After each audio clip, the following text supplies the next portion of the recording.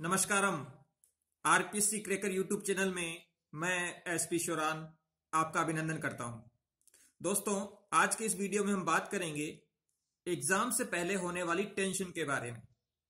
हो सकता है आप आरपीसी सेकंड ग्रेड का एग्जाम दे रहे हो, आपका चाहे कोई भी सब्जेक्ट हो, लेकिन यह वीडियो इस बात को ध्यान में रख के बनाया गया है कि एग्जाम से पहले जो एंजाइटी होती है, जो टेंशन होता है, जो आप फील करते हैं कि आप परफॉर्म नहीं कर पाएंगे, उसको ध्यान में रख के बनाया गया है। प्रारंभ करते हैं।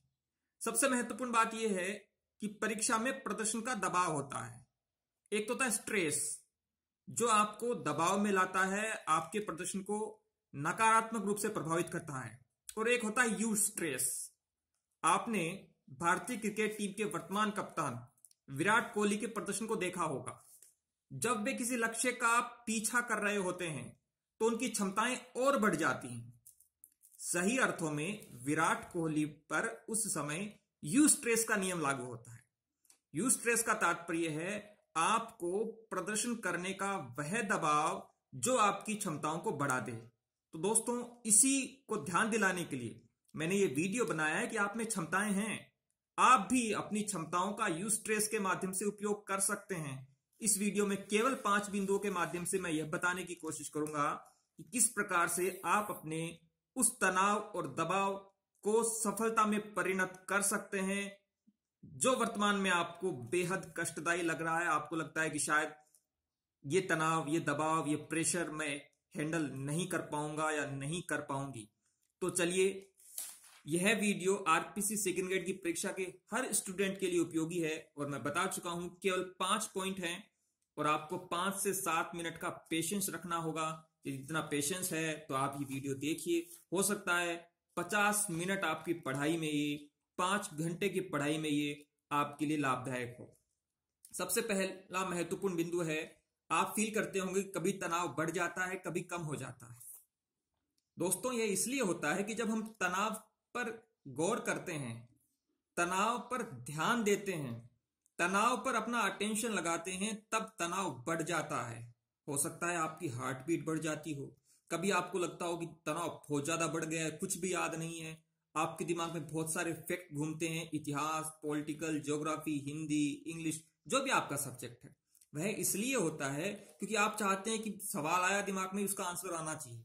लेकिन दोस्तों, ये मान के चलो कि एग्जाम में जब आपके सामने क्वेश्चन होगा तो उसके आपके लिए 4 विकल्प भी होंगे। इसकी मैं चर्चा 30 तारीख को जो वीडियो अपलोड करूंगा कि एग्जाम हॉल में आप कैसे करें, उसमें करूंगा। लेकिन ये स्वाभाविक है, कभी तनाव बढ़ना, कभी कम होना, और ये सबके साथ होता है। इसलिए इसको बहुत ज्यादा हाइप देने की, हाइपर होने की जरूरत नहीं है। यह स्वाभाविक है। परिपक्व होने की प्रक्रिया का यह एक चरण है कि कभी आप तनाव युक्त महसूस करते हैं और कभी आप तनाव कम। दूसरा महत्वपूर्ण बिंदु, जिसे मैं चुनौती के रूप में आपको आह्वान करता हूं, परिस्थितियां विपरीत हैं, प्रदर्शन करने का आप पर दबाव है, आप अपने आप को यूस्ट्रेस के रूप में माने। लेकिन मैं कहना चाहूंगा इन 2 वाक्यों के माध्यम से कि आप इनको अपने मन मस्तिष्क में, अपने श्वासों में उतार लें कि न तो हार माननी है, न ही मैदान छोड़ना है। हार मानने का मतलब है आपको घुटने नहीं टेकने हैं, आपने आत्मविश्वास को कमजोर नहीं होने देना है, और न ही मैदान छोड़ना है।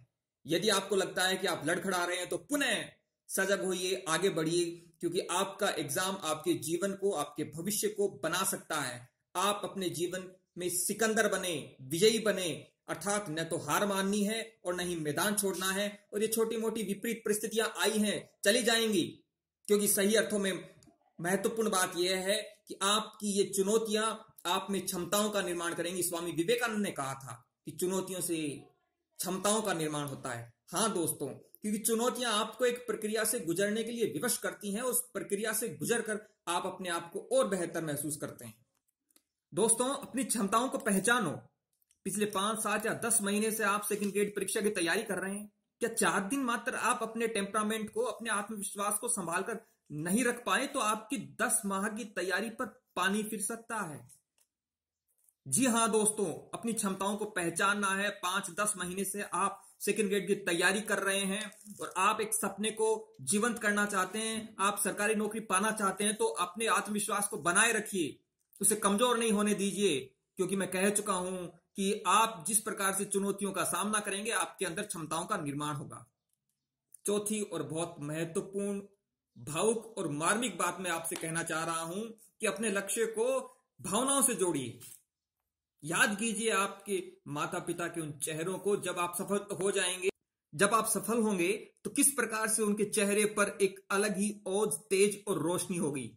और यदि आपने अपने आत्मविश्वास को नियंत्रित नहीं किया, अपने टेम्परामेंट को कंट्रोल नहीं किया, इस दबाव में यदि आप टूट गए, बिखर गए, तो याद करो उन चेहरों को, उन मायूस माता पिता के चेहरों को, जब आप उन्हें बताएंगे कि आप सफल नहीं हो पाए। जी हां दोस्तों, आपकी सफलता आपके भाई बहन के लिए प्रेरणा सिद्ध हो सकती है, उनके लिए आदर्श बन सकती है। आप यदि शादीशुदा हैं तो याद करो अपने पति, पत्नी और बच्चों के उन परिवारों को, उनके चेहरों को, जब आप सफल होंगे और उनके चेहरे खिल जाएंगे। जी हां दोस्तों, अपने लक्ष्य को भावनाओं के साथ जोड़िए। और अंतिम बात, बहुत गंभीर और निर्णायक बात, जब भी आप तनाव महसूस करें, लक्ष्य फिल्म ऋतिक रोशन और प्रीति जिंटा की थी, उसका टाइटल सॉन्ग है हाँ यही रास्ता है तेरा, तुझे अब जाना है। इस गाने को आप, लक्ष्य फिल्म के टाइटल सॉन्ग को आप जब भी आप तनाव महसूस करें, 4 से 5 मिनट का यह गाना है, आंख बंद कर उसे सुने और जो भी आप महसूस करते हैं उसे महसूस करें, एकांत में सुने, तो आपको निश्चित रूप से आप पाएंगे कि आपका आत्मविश्वास बढ़ रहा है। आगे भी मैं इस प्रकार के वीडियो बनाऊंगा परीक्षा तक, 2 जुलाई तक। तो आप कमेंट बॉक्स में जरूर लिखें कि आपको यह वीडियो कैसा लगा।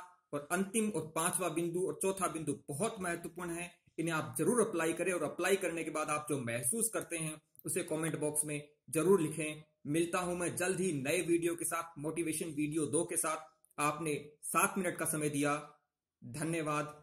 वंदे मातरम।